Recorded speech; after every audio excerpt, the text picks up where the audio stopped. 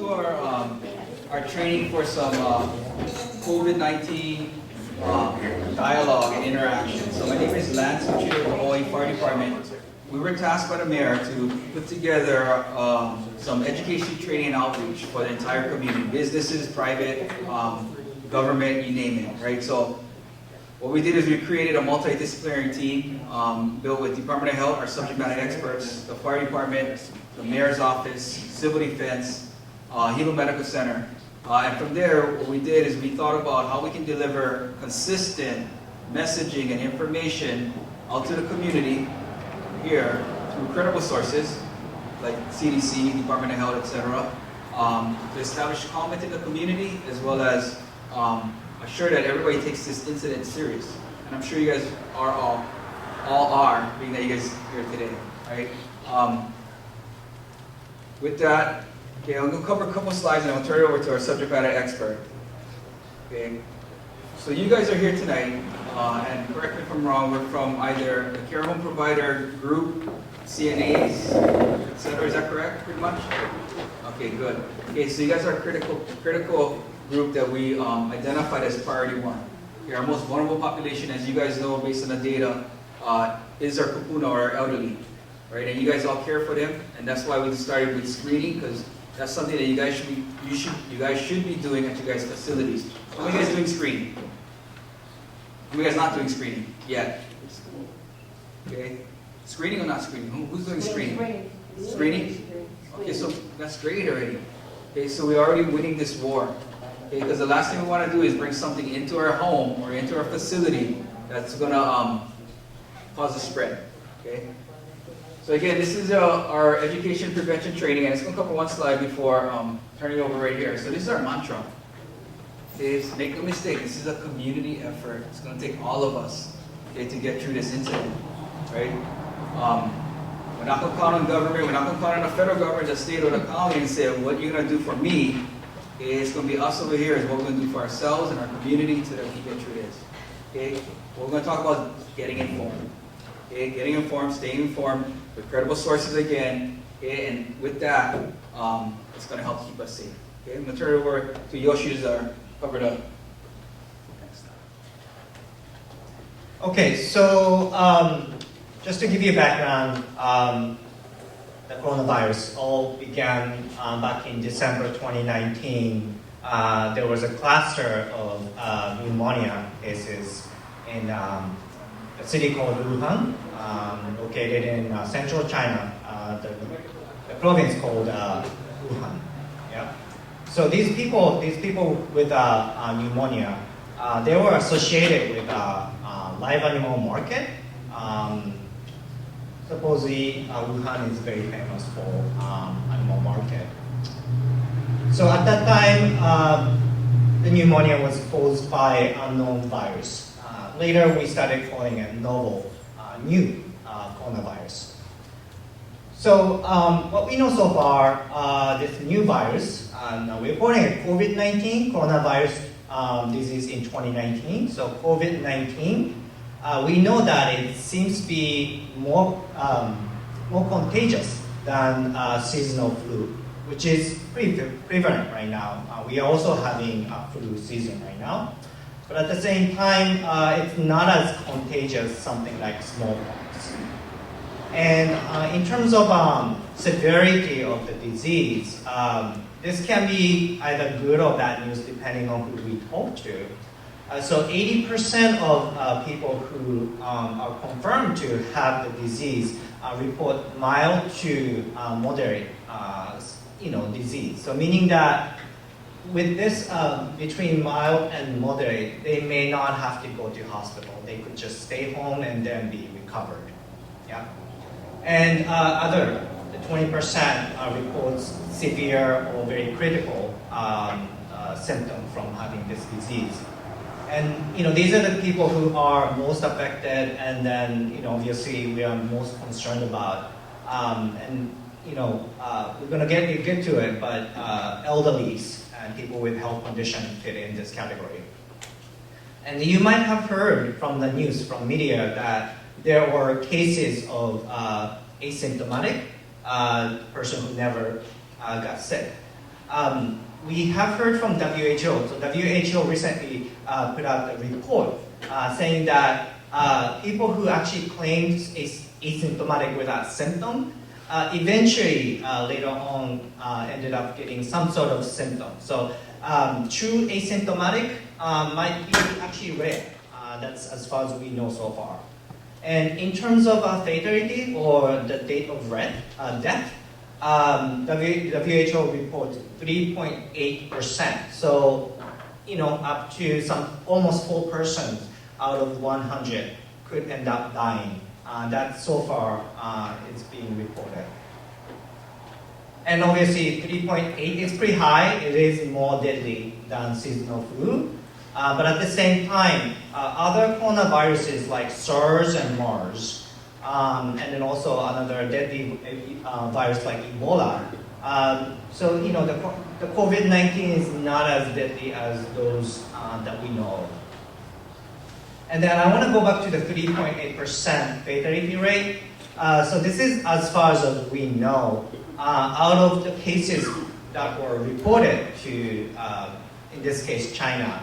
So because a lot of people actually don't necessarily experience severe symptoms, we think there are a lot of underreported cases. So if we can actually add those unknown, unreported cases, the fatality rate actually might be a little bit lower. So again, this is something that I want to share, but we don't know for sure.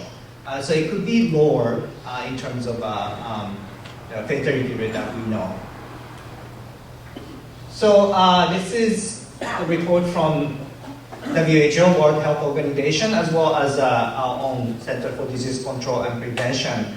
So recently WHO declared that we are having a global pandemic. So pandemic is when a disease is widespread in the multiple regions of the world. And we're definitely seeing COVID-19 in many parts of the world at this time. So we are having a pandemic.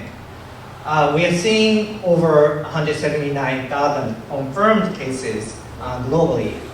So as of today, in terms of the numbers of cases outside of China, we have more cases happening outside of China.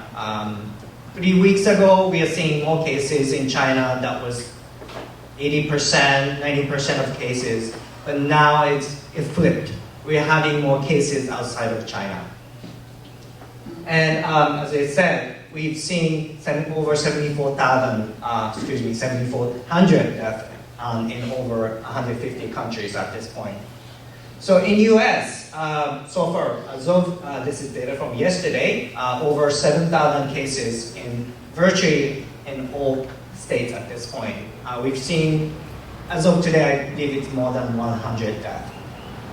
Initially, when we started seeing cases in the United States, we were only seeing travel-related cases, meaning that the cases that we were identifying in the US came from affected country with a risk. But today, the infection has spread to the community, and we're seeing a person-to-person transmission. And we're also seeing the cases that we can't even trace back. We don't know where it came from. And so that's really the definition of community spread. Community spread is when the infection is found in a community and we can't trace back. We can't tell where it came from. And that's happening in multiple states at this point. This is just to show you, the epidemic and pandemic at this point around the world. So the larger the dots, the larger the population affected by the disease. You can see that it's pretty much everywhere at this point. Again, over 100 countries are affected by this at this point. So you may have heard that US has restriction in terms of entering the country and all that. So this is just to show you the advisory, travel advisories from CDC. So the red one here, warning level 3, basically saying that don't go to these countries. That includes China, South Korea, Iran, and much of the European countries, right? And then the yellow one, alert level 2, practice enhanced precautions for this destination. So basically, anywhere you go outside of the countries in red, we are saying that you should be careful. And if you are elderly, if you have pre-existing condition, reconsider traveling to these destinations. So precaution goes to anywhere you go at this point.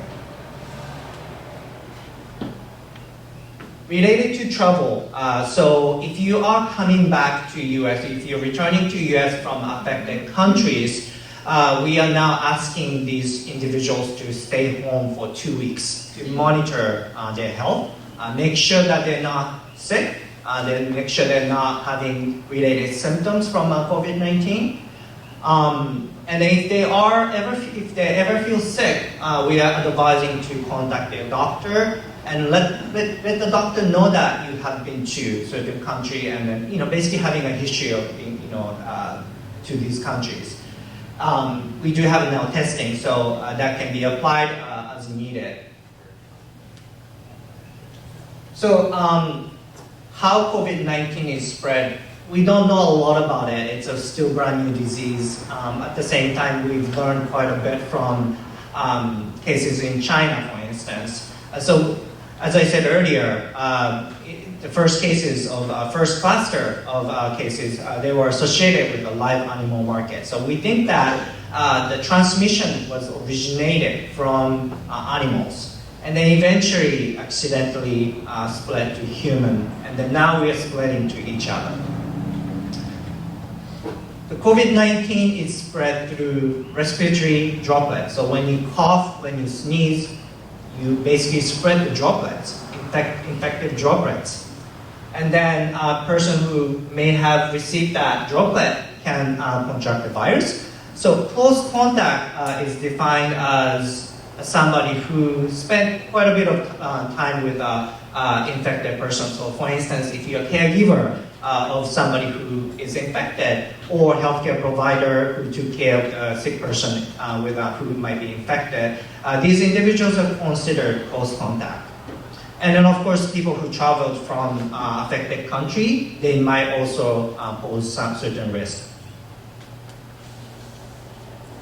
This is just to show you how COVID-19 spread. So you can see the picture. So when you sneeze and when you cough, droplets can actually go out, spread up to 6 feet or so. So that's sort of the risk zone. 6 feet can be a risk zone. If you are nearby that area, and then you can take that through your nose, your mouth, your eyes. So your nose, your eyes, and your mouth, these are made of mucous membranes, different from your skin. Your skin is usually protected enough from like infection by the virus, right? But your mucous membrane in your mouth, for instance, the virus can go through, they can travel, right? So transmission really occurs through mucous membrane. So as you can see, that's actually a picture of the coronavirus. You can see the spikes, a lot of spikes, and it looks like a crown, and then which is why it's called coronavirus. It's in Latin, it's a crown, yeah. And once they are in your system, in your body, through mucous membrane, so these spikes actually bind to your cell, host cell, and then inject itself to replicate, and then basically make babies of it, right? And eventually, the whole infected cell burst, and then spread more virus in your system, in your body. So when you're infected, often the sign of infection can be sore throat or dry cough. So you might feel irritation in your throat, for instance. But it sounds very familiar because those are the things exactly happens when you have common cold, for instance.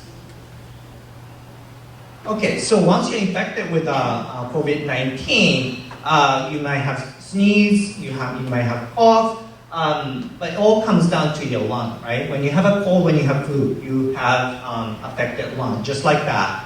So your lung might be can get inflamed because of those symptoms, And for severe cases, you can actually have pneumonia. So pneumonia is basically severe inflammation of the lung. And what happens is that you're not getting enough air. And your lung might be filled with fluid, and then dead cells. So when pneumonia becomes very severe, and then the person might be at risk of acute respiratory distress syndrome. So basically, you can't breathe on your own anymore. You might need help with a ventilator, for instance. And at this point, your lung might be scarred, severely scarred, and then become hard or stiff. And lung failure can definitely happen, and some people might end up dying from having acute respiratory distress syndrome. So these are the symptoms that are commonly known for COVID-19. So you might get fever, you might get cough, and you might have shortness of breath. These symptoms usually appear within 2 to 14 days after exposure. So incubation period is 2 weeks. And as I said earlier, pneumonia can be developed after having these symptoms for some people, and that can be deadly. So let's talk about who might be at most risk, and you serve these individuals. Elderlies are considered at most risk. We talked about the fatality rate earlier, 3.8%, and that's for general population, all of us, yeah?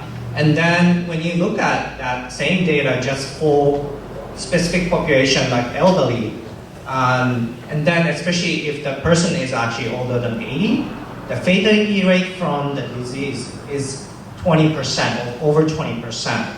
So again, elderlies are at much higher risk. So your risk goes higher as your age also increases. And then again, with people with health conditions like heart disease, lung disease, diabetes, cancer, people who might be affected by HIV, anybody whose immune system might be compromised can also get hit, pretty badly with COVID-19.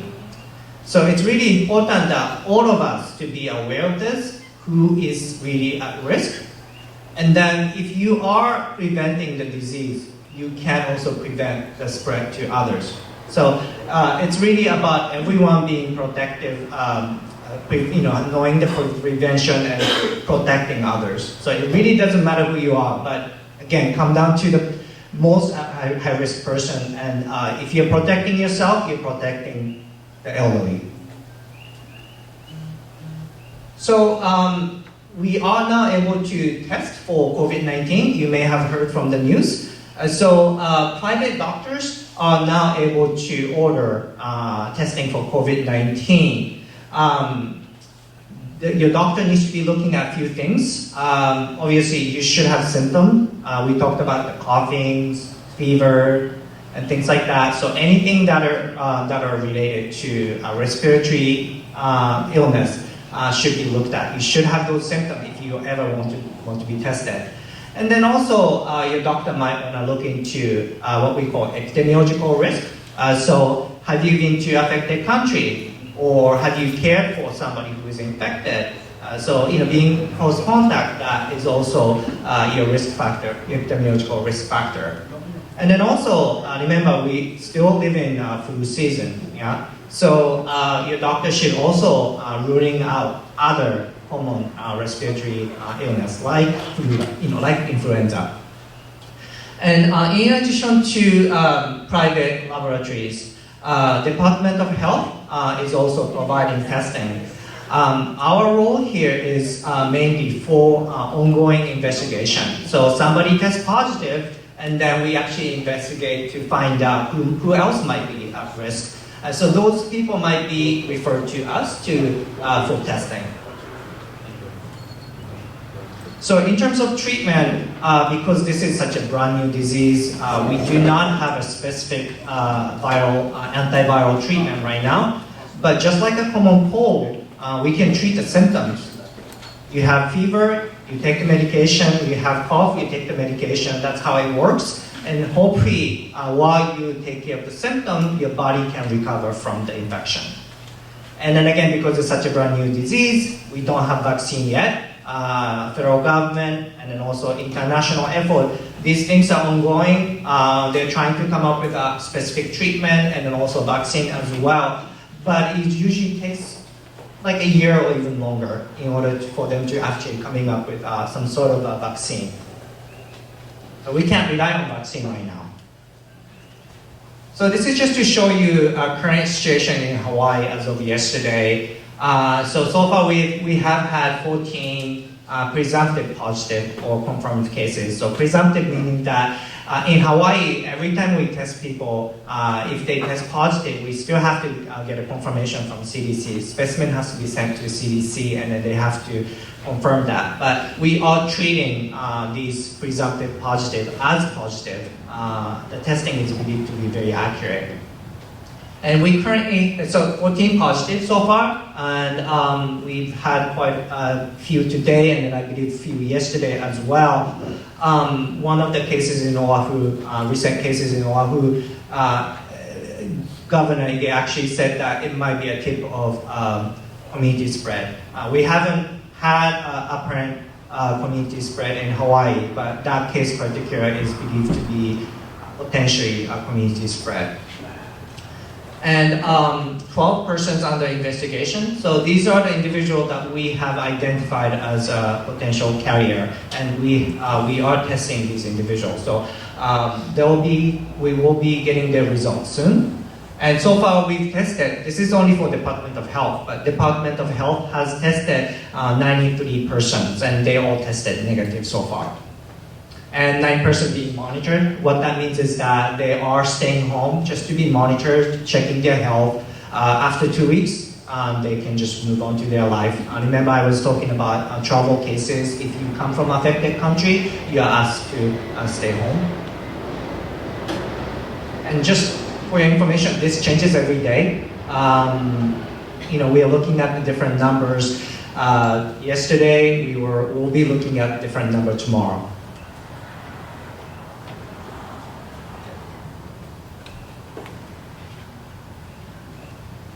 All right, so it's here, right? Okay, so us as responders every day, we're faced with that, and we got some hospital workers here as well. So what can we do? What can we do to help the situation or help control it, contain it, and hopefully mitigate the situation eventually? But we can stay informed, plan, prepare, protect, which will equal to basically prevention is our goal. So, a lot of us have social media. I'm sure some of you saw today, like possible positive patients went here, there, things like that, and we get calls at the department, our dispatch about a lot of rumors about things that are going on, but really, to stay informed, these are some of the websites that you can link onto. I don't know if this is a good one you might want to take a picture of, or I'm not sure if we have copies of it for you, but this is where you get up-to-date information and legitimate agencies where you can get your information from. So the top one, State DOH, Department of Health, and there's their website, Center of Disease Control and Prevention, CDC. That's the major players that we lean on for information on that we disperse to our personnel, as well as information that we use to help enhance our response capability and keep our personnel safe every day out there in the field. Civil Defense also has a phone number that you can call, and it's right there, 935-0031, and also Department of Hawaii District Health Office at 974-6001 for questions. And who started 211? Anybody heard of 211 before? Nobody? Me neither until I started doing this presentation, but Department of Health after hours 211. When we plan, there's a lot of things and unknowns, and we're all going through this together, both on the personal side as well as at work. So you guys I understand you guys, a lot of you run care homes or take care of individuals at your own residence. How do we plan? Well, some of us as kids, like for schools that are closing, that's a huge game changer for us. Just going to work, who's going to take care of the kids, things like that. That's a big one. How do we plan for that? What are we going to do? Some of us don't have family that we can rely on to do that, so that can impact you. Some of you don't have vacation. That can be a huge thing. Canceling events. I don't know if you guys have any kind of events at your facilities, but any way that you can get away from large events or large gatherings is one of our goals to help mitigate or help contain this. Definitely travel should be something you should think about before doing at this time. I know on our end, when you travel, when you come back, there's a big process that you have to go through before coming back for it, because we take care of patients, just like you. Yeah, your clients at your homes, they're many times older or elderly, and they're more vulnerable to things that you and I may not even know we have. So something to be mindful about. Stock up on prescription medications and basic supplies. I think that being on your patients or your clients' prescriptions is important. Know how many refills they have. When times are, because we have a good feeling this may get worse before it gets better. So plan ahead, be prepared, make sure you have the scripts, make sure all that's in line before time. Yeah? Okay. Basic supplies, we don't need to be hoarding all the toilet paper, all the canned goods and all things like that. So moderation and local style here. Okay, just take what you need, yeah? Because your neighbor, everybody will need a little bit. Yeah, so there's no reason to be buying everything on the shelves or the food. It's not affecting that. We'll still have goods coming in and out of our ports. So we don't need to worry about that. So hoarding is definitely something that we should think about and we should not do, okay? Social distancing, okay? Basic social distancing. How far do we need to be safe to prevent spread? I'm going to ask Noemi, because I see her back there. She's like super smart. Noemi, how far? 6 feet. Look at that. So smart. So 6 feet. That's the length of a table right here. Okay. So local style. That's not normal, right? Like, hey, if I'm talking to her, I'm not going to back up and talk far from all the way over here, right? Usually, especially like the recent event they got canceled, Mary Monarch, right? That was a big one. Hugging, kissing, handshakes, hugs. A lot of people in a smaller or confined space. That's a huge concern. Prolonged periods of time, that's a big concern. So social distance is something we can do, but it's not normal, especially local style. Something that is a culture change, something that we need to get used to doing. Limiting time spent around large gatherings. All right, some people talk forever. Okay, but then I cut it shorter. Decrease our chance of spread. Consider workplace preventive strategies. Online meetings, telecommunication. So if you run a business or at your work that you do for a living, your whatever profession you're in, think about the gatherings you have at work. It could be just a staff meeting that you have in the morning. Do we really all have to be there? Can we communicate in other means? Can we use video teleconference? Things like that. So it's a slight culture change. It's a slight change in the way we do things, but those little things will add up to big, hopefully better results at the end. Okay. Avoid unnecessary close contact with people, handshakes and kisses and hugs. We talked about that earlier. Screening policy. So there are some of you that came in this evening and I asked you the basic questions. Have you been sick, fever, cough, shortness of breath, contact, travel, things like that? And some of you said, I would already screened. So that's great. So that means your workplaces are doing that. And maybe that's something that we need to think about on visitors coming to our homes, whether it's family or visitors or even ourselves coming home to the care home. Because we go out, we get germs, and we know wherever we go, we take something to that location, we leave something at that location, and we take something with us from that location as well. We learned that in crime scene preservation, by the way, but we know that happens. So we may bring home germs and introduce it to somebody who's medically fragile, or somebody who might be immune suppressed. There might be that cancer patient you're taking care of who gets chemotherapy, whatever medical conditions where they're not as healthy and can't fight off the bad germs as well as you and I. So it's something we can think about. How do we screen? Well, basic questions. And on the CDC website, we have a lot of information on that, and it's just general questions. It's not that difficult, and it doesn't take that long, and you can even take temperatures. Okay? So I think not only your workers or the people at your homes, but your visitors coming in and out. You know, we called all the extended care. Does anybody work at Hale'inui or extended care or Okutsu over here? No? You do Hale'inui. So we called them. All the extended cares across the island, and you guys are doing a great job. And they were all on the same page on what they were doing on your screen. Do you get screened at work when you go? Yep, definitely. No visitors. No visitors. Okay, so I think that's a great thing. No family members. No family members, unless it's a dire emergent situation where somebody might not survive this evening, kind of a thing. But the screening is there, and I think it's great. They're not even we even learned something from them. They don't let any vendors come in. Everything's dropped. The receiving dock's checked in, and they don't let anybody into the building. So we started doing that at our warehouse too. So it's a UPS, and think about it, like a UPS or a FedEx worker goes, drop something in your house, and what did it make you do? Sign something, or you're gonna come in contact with many different people. So it's something that maybe we can avoid. So even at work, in the fire department, we changed our receiving protocol of our equipment and supplies. You know, simple questions like, are you sick? Hey, you're just sick, stay home. Simple, yeah? Be a team player. But what if that is your home? What if that care home is your home? Then what do you do? What's our contingency plans for that? Yeah? Do you have cough or congestions? Our general questions we ask, and of course, do we have fever? How do we protect ourselves? Wash your hands, basic stuff, 20 seconds, right? Happy birthday 2 times, and not just the front, but front, sides, on top, okay? 20 seconds. I coach baseball. I make my team do it before, during, and after practice, every day. I think that will help to decrease spread. Okay, it's amazing how simple hand washing can be super, super important. All right? That could save a life if you think about it. Avoid touching your face, eyes, nose, and mouth. And I didn't realize that you touch your face 90 times, Chief? Chief Fuchida?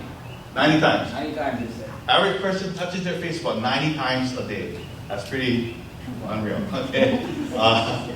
Avoid close contact with sick people. Okay. We know sometimes we might not have team players at work, but you know they're sick, and maybe that's something that we need to address. And hopefully they don't come sick now. Yeah? We're probably all guilty of that sometime in our life. Not feeling 100%, but we still go work. Like build up my sick leave, yeah? Or whatever it is, so I can retire with 2 more years, whatever it is. Basically, stay home if you're ill. Cover your cough or sneeze with tissue, and throw that tissue away. And always clean and disinfect your work area or your office. You know, I was impressed that the care home, the extended care, they actually wrapped up their cleaning and did double. You have to clean once a day, they did twice a day during their shift, things like that. Clean and disinfect is what can we use? We know that that's a shortage and it's difficult for everybody to get. So when we clean and disinfect, we're going to hit areas that are frequently touched surfaces, such as tables, doorknobs, light switches, countertops, handles, desks, phones, cell phones, keyboards. For me, I'm a germaphobe, and those who've worked with me before, I even do my keys, my cell phone, my steering wheel. It's just about everything that we touch, especially high-touch areas where many people come in contact with. Okay. Most common EPA registered household disinfectants will work if you can get it, and please follow the directions as listed on the bottom. Options, if you don't have that or you can't get it, you can make your own. So diluting your household bleach is one. So we have household bleach right here. Anybody making their own mixes at home? Yeah, so I see some heads nodding yes.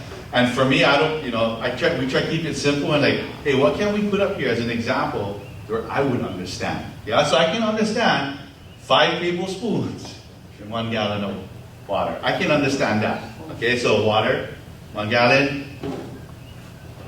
5 tablespoons. Okay, all right? I can understand that. That'll something simple. But we do recommend, if I do put bleach in here, please label this very well, so when the kids don't think it's just like cold water in the refrigerator and they drink it, okay, then yeah, you should be calling 911. That's an emergency, okay? Musty congestion, all right? So 1 gallon water, or 4 teaspoons of bleach per quart. So 4 teaspoons to roughly 1 quart filled up to the top. They do recommend changing these solutions daily, so if you don't need a lot, I think a bottle like this would be enough for your home. Okay, when we're using the bleach, we should be using gloves. We should let it sit 3-4 minutes before cleaning it off, and of course dispose of it properly, whatever you use to wipe it up. Never mix household bleach with ammonia and any other cleansers. That's a very toxic mixture, makes chlorine. Okay, chlorine is not a good thing, all right? So of course use gloves, follow the directions as listed on the product, spray, let it sit for 3 to 5 minutes, wipe with paper towels, dispose properly, make fresh or make mixtures every day. And of course wash your hands immediately, basic hand washing. Any questions on that? What do I do if I'm sick? Well, kind of simple. If you feel like you have flu-like symptoms, contact your physician. Who doesn't have a personal physician here? Most of you all you have doctors. Okay, good. If you don't have a PCP, that's a question that will get common when we respond to calls. I know one doctor, so they call 911 and use us as a conduit into the emergency room. I can tell you we're a busy system that's getting busier. We run about 28,000 calls a year here on the Big Island. When we have, I wouldn't say misuse of 911, but I would say more like if you didn't need 911 and you call us, sometimes that can jeopardize lives. Where somebody really needs it, where they can't breathe, or they stop breathing, things like that. So knowing what resources and how to use 911 is important. So if you're sick and you're not, like you don't need the emergency room, call your personal physician. If not, you can call it urgent care. Okay, and they're going to filter through you and ask you questions, and they are testing here. What hospitals are testing? Hilo, North Hawaii. Any place else? Did I miss you? What, Kona's testing or? Okay, Kona's testing too. Okay. What if you don't have insurance? That's the question I get a lot of times. Right? When we respond to animal insurance, I cannot pay. Okay, yeah, ambulance rides are expensive. You can go to federally funded facilities such as Bay Clinic, and we had a list. If not, we can. Is it listed on the public health website? The federally funded. It's listed there. If you don't have insurance, they have mechanisms to assist you with the financial side of paying for the medical care. Okay, you'll get asked general questions, filtered through, and to get a test, and you get like a prescription to get the COVID testing. Of course, the last one on the bottom, if you're having difficulty breathing and you need emergency care, please don't hesitate to call 911. When you do call 911, and we are getting an influx of these calls, our dispatchers are trained, they're going to be asking you questions. Please answer to the best of your ability. And they do go through their normal questioning, but they will also ask COVID-19 specific questions. Kind of just like the things that we asked you when you came through the door. And in fact, coming here, I had over the radio, I heard a possible COVID case response. Okay, that's great. It not only makes our care better for you because we have a better train of thought coming into your house to take care of you, because I know you're having a hard time breathing, you're coughing, or whatever it is, but it also protects our personnel because we can wear the appropriate equipment to protect ourselves when we take care of you. And that will expedite our bedside patient care. We can get you to the hospital quicker, and it also keeps our personnel in service. We don't have to pull them out of service and put them possibly in quarantine, and that will hamper our workforce, which in turn might make it more challenging for us to staff our vehicles and continue the 911 service. So it's a team effort. Please pass on that information the best that you can. But again, don't hesitate to call us if you need us. We're open 24 hours a day, 7 days a week. Okay? Community prevention strategies. Social distancing that we talked about, 6 feet. Stay home when you're sick. New workplace policies. So those of you who are supervisors, or if you're in charge, or you're the boss at your care home, maybe something that we need to look at. What if we're sick? What if one of our patients are sick, or our clients are sick? How are we going to contain them? Do we put them in a room? How do we isolate them? What if we're sick? What if the whole family is sick? How do we take care of our clients? Things like that. Do we have to screen ourselves? Where are we going to put the kids? Stuff like that. All right? Personal protective measures, public health, and education. So stay tuned, stay informed of what's going on. This thing is dynamic. We're all going through this together, and it's like Shio says that things are changing, and we got to just stay informed and up to date. Action to start. Now for community spread. I'm going to turn it over to the subject matter experts here. Hi, good evening. Just to get a count too, how many here are arch operators? The rest are foster care home? Yeah. And then the rest of the group, what kind of facilities are you? Home care agencies. Oh, home care? Yeah, good. So really, I mean, obviously we brought you out here on a Wednesday night. I'm sure if we were having a lecture on something else, we might not have gotten such a good turnout. This is our second group out in Hilo for this particular population. We got one in Kona tomorrow. This is really, really important. We wanted to get this message out to you, right? For your population or for your work, a lot of these folks in your care aren't necessarily going out, interacting with the public, aren't getting it out. How do you think they're going to potentially get exposed to this? It's going to be by workers. That's why we want to really stress this out, right?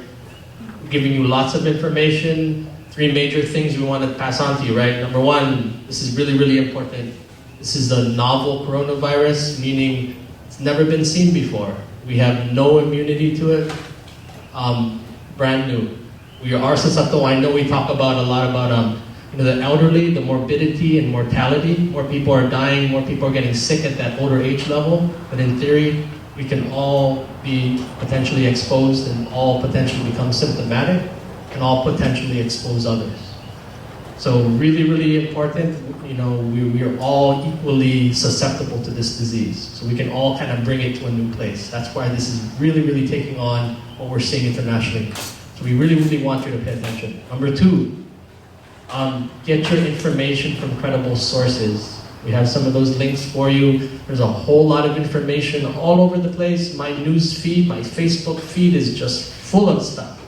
It's hard to filter through, this is right, this is wrong, this is right, use vinegar, use this, use chili peppers, papaya leaf, all kind of stuff out there, okay? We want to make sure you are guided to the right information, make those really, really good decision makings. And number 3, as Chris was saying, stay tuned.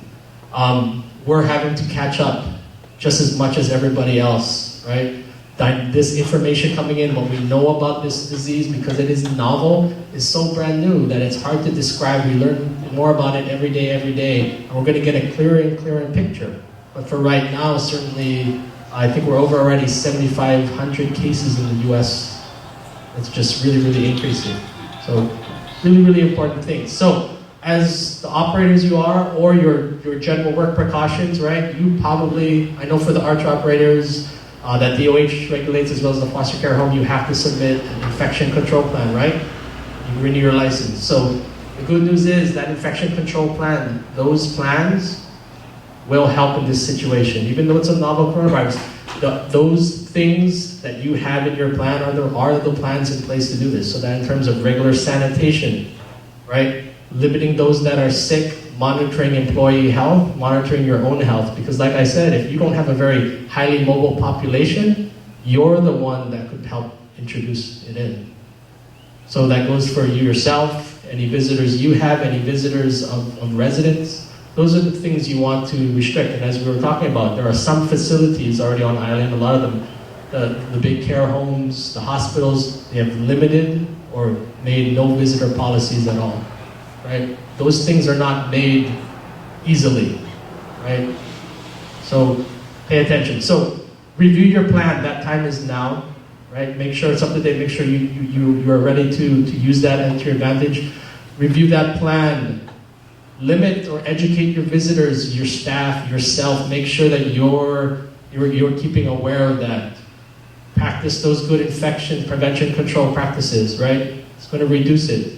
We know that this is respiratory, it's a droplet. You have that possibility. Surfaces could do it if I sneeze on it, but what we're seeing primarily is people getting others sick in these kind of clusters, right? So if you have a sick person and you suspect that, we as the Department of Health certainly will want to know, but we're in the middle of flu season. People get sick for all sorts of reasons. They get fever, they get a cough, right? We're gonna have to say, well, is this flu? Is this something else? So that first access point is through the primary care physician. So review those plans for residents as well. What is their plan to seek medical care? And call ahead, right? We don't want you to just show up at the doctor's office. Call ahead and say, well, I've been viewing, you guys know your residents first, say, I've been seeing this person, their health is not quite the same. I suspect something. Try to do that over the phone so you don't even have to go into the doctor's office. As of this Tuesday, when it started at Hilo Medical Center. As of this Tuesday, right, there's a drive-through specimen collection site at Hilo Medical Center. But you gotta have that physician order and clinical lab order before you go up there. So the access point is through the physician. If it meets that testing, that can be done at that site as well. So think about those things. Think about your plan, how you would operationalize that if there was that to be tested. And this is someone that has mild enough symptoms. If someone is really, really sick and it's a medical emergency, obviously you guys know what to do, right? You have plans already for that. And you might be calling these guys to go out. And of course, if you did call, you want to give them information, right? Like what could be happening with this person, so they're responding properly as well. So yeah, we talked about visitors. You guys know your residents best. You know your patients best. Monitor their health. You will be that access point for any introduction to their home too. So you might want to be, if your residents are very mobile, maybe you guys go out, maybe you want to restrict that at this time and consider what are safe activities and what are not. That's about the field activities and trips. So,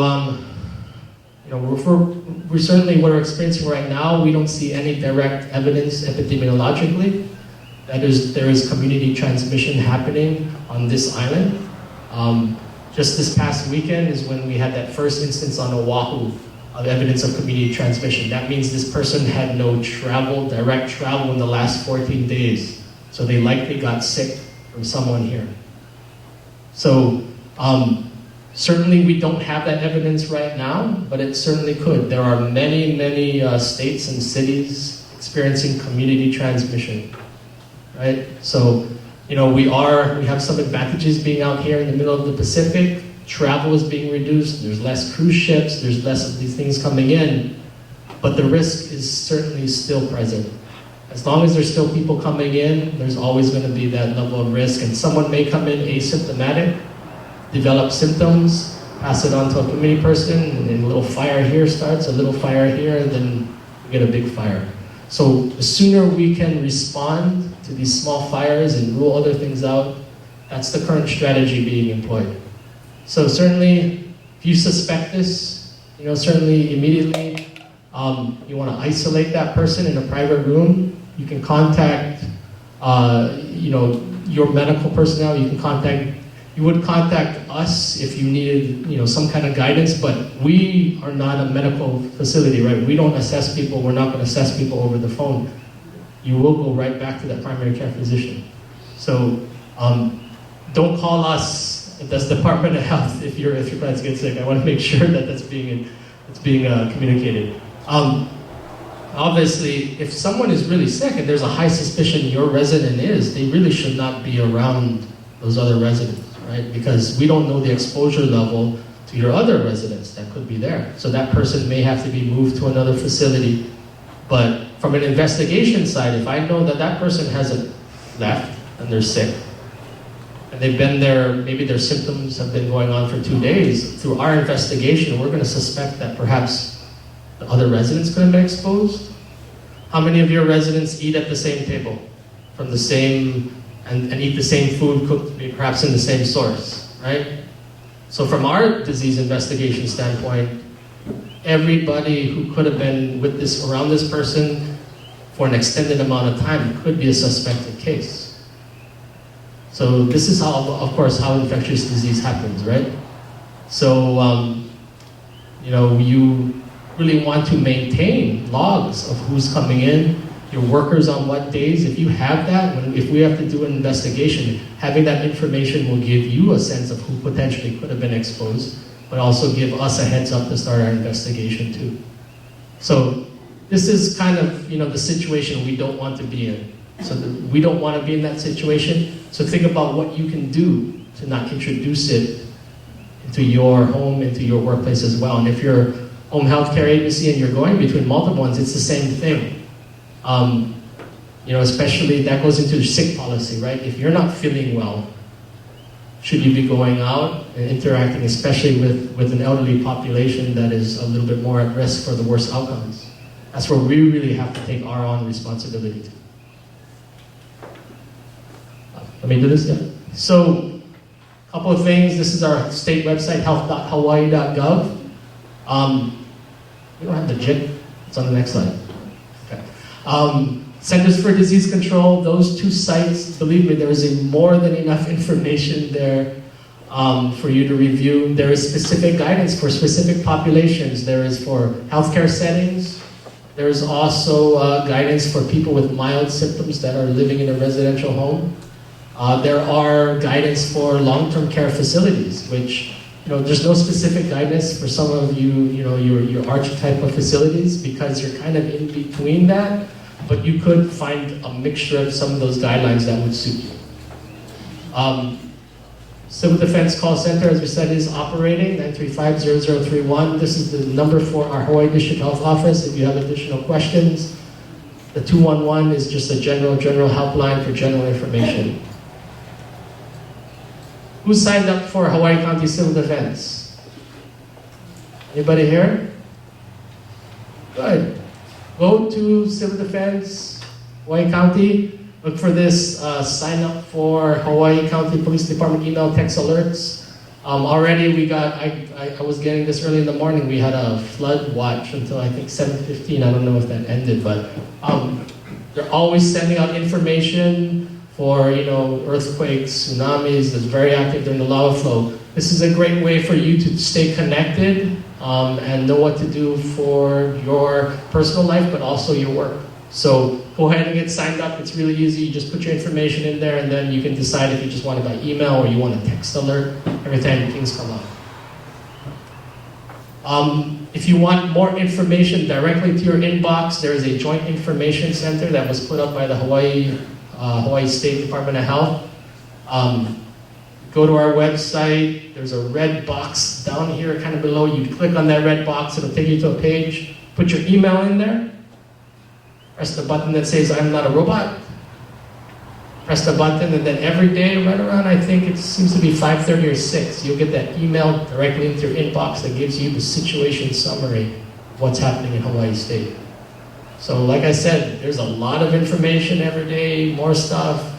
That's where we want people to get that really, really good information that's localized. It gives you an idea of what's going on in the state. And this just went live today. So a brand new COVID or COVID-19 webpage. There is the link up there. You can take a picture of it. There's also a link from our Department of Health webpage. So our webpage, I know that one, if you don't remember it, health.hawaii.gov. Health.hawaii.gov.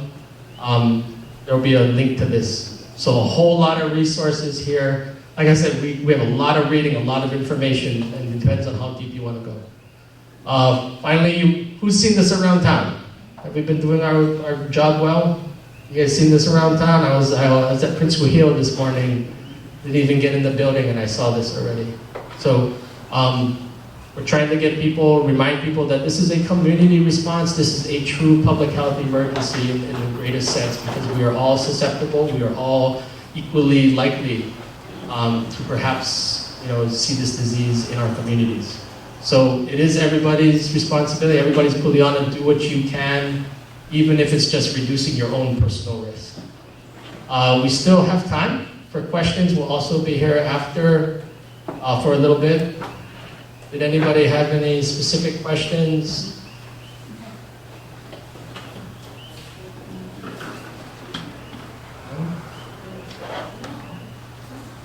Anything else from outreach team? Thank you guys for coming.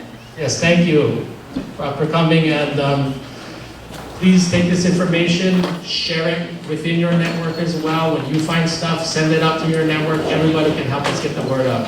Thank you very much.